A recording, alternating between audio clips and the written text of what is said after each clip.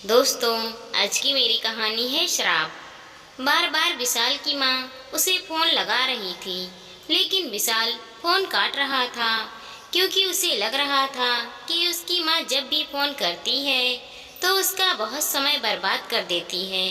लेकिन जब बहुत बार कॉल आने लगा तो उसने झुंझला कर फोन उठाया। उधर से उसकी माँ रोते हुए कहने लगी, बेटा तुम फोन क्यों नहीं उठा रहे हो?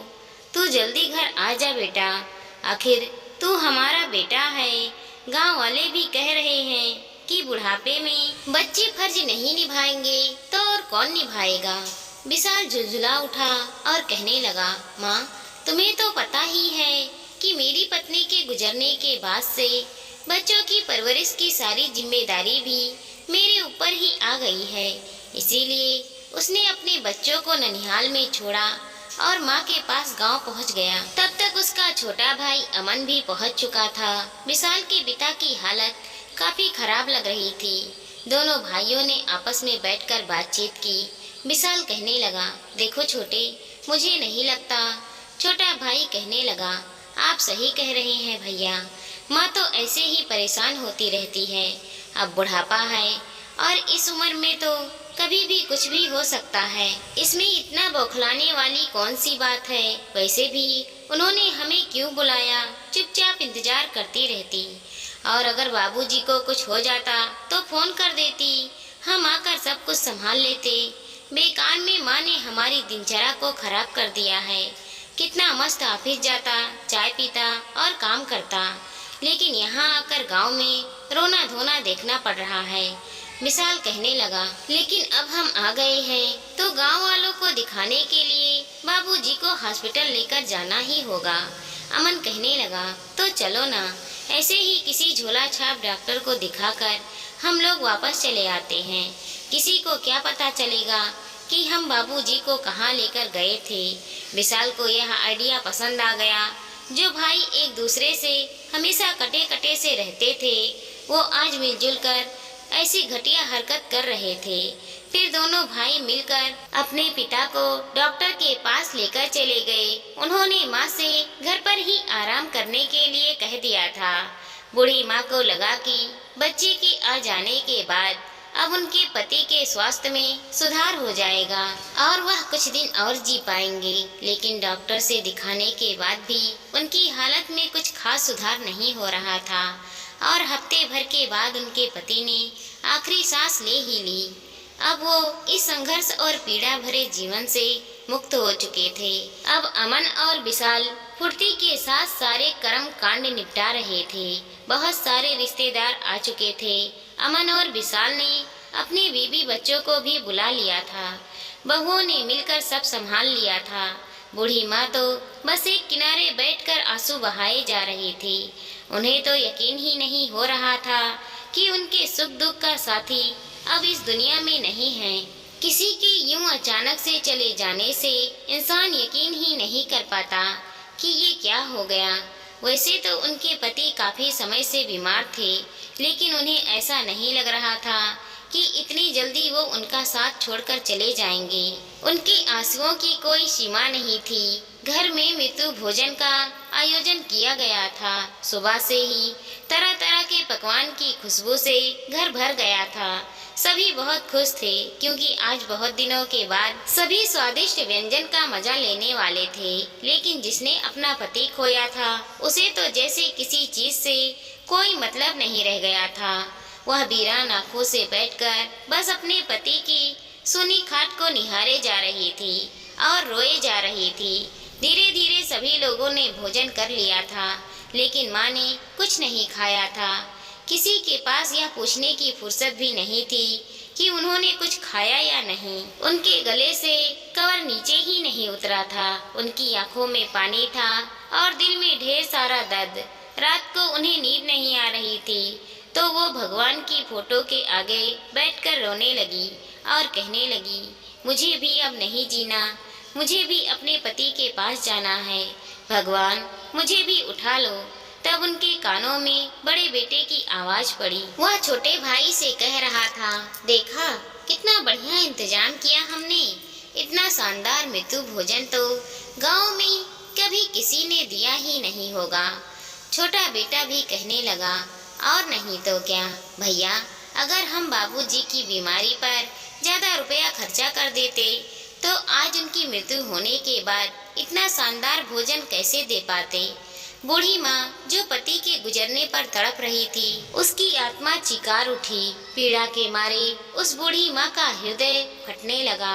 वह सोच में पड़ गई कि जिन बच्चों की परवरिश में माता पिता ने दिन रात नहीं देखा, उन बच्चों के बीमार पड़ने पर रात रात भर जागकर उसकी देखभाल की, खुद भूखा रहकर भी उनका इलाज करवाया, वही बच्चे आज कैसी घटिया बातें कर रहे हैं। वह किसी को बद्दुआ तो नहीं देना चाहती थी, लेकिन आज उसके दिल से एक आह निकली कि बच्चों, जब बुढ़ापे में तुम्हें तुम्हारे बच्चे इसी तरह तड़पते हुए छोड़ देंगे ना, तब तुम्हें पता चलेगा कि मेरे पति कितने दर्द में गुजरे हैं।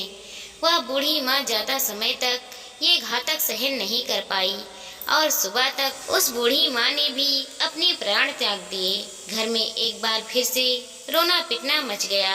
अब सभी लोग उस बुढ़िया की तारीफ करने लगे कि सच में कितनी पतिव्रता थी कि पति के गुजरने के चंद दिनों बाद ही वह भी इस दुनिया से चली गई। सच में दोनों में बहुत गहरा प्रेम था। बच्चों ने भी खूब मन से सारे कर्म कांड किए। अब उन पर बूढ़े माँ बाप का कोई बोझ जो नहीं रह गया था।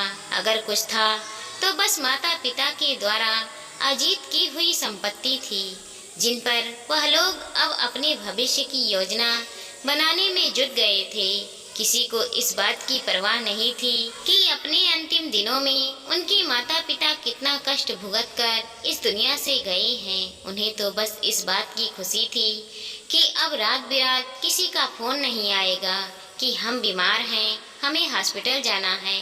कुल मिलाकर उन्हें यह लग रहा था कि अब उनकी दिनचर्या में किसी प्रकार का भी कोई विघन नहीं पड़ेगा। लेकिन वक्त जो है वह करवट लेता है, और जब वक्त पलटता है तो अच्छों की उनकी औकात दिखा देती है।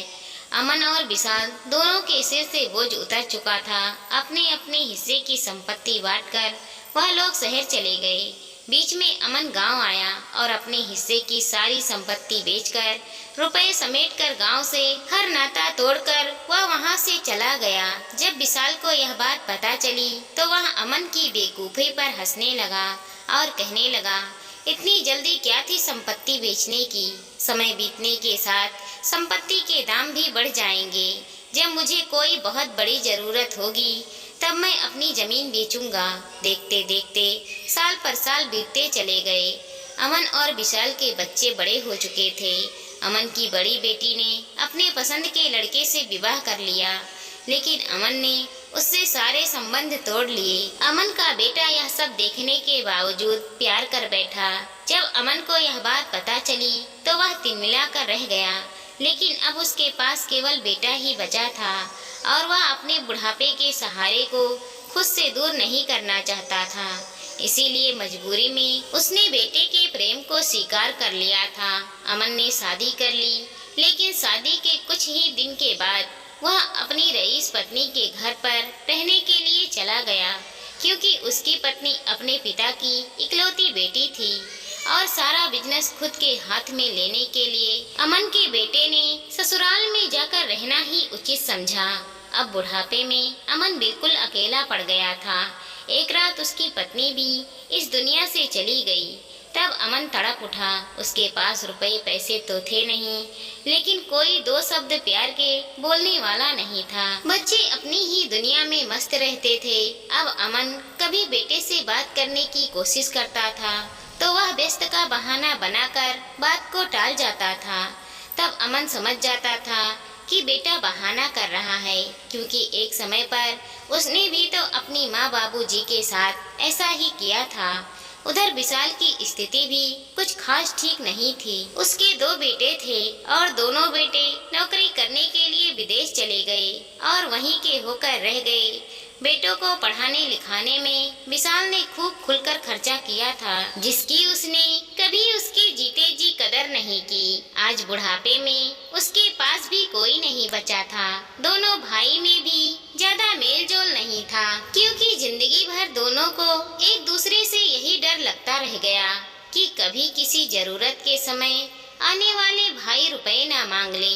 इसी चक्कर में दोनों ने एक दूसरे से कोई मतलब ही नहीं रखा और बुढ़ापे में अब वह एक दूसरे की दुर्दशा सामने नहीं लाना चाहते थे, इसीलिए एक दूसरे से दूरी बनाए हुए थे।